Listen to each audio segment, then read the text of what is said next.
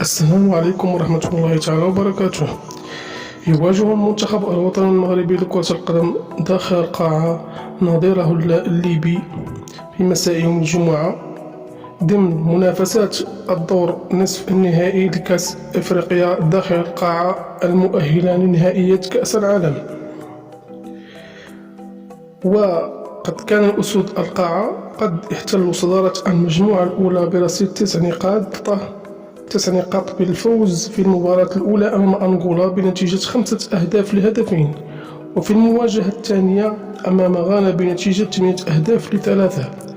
وفي المباراة الثالثة أمام زامبيا ب13-0. وسوف تعمل قناة الرياضية على نقل المباراة بين المنتخبين مباشرة بداية من الساعة 8 ليلا بتوقيت المغرب. شكرا لكم متابعينا المشاهدة، ولا تنسوا دعمنا، وشكرا لكم.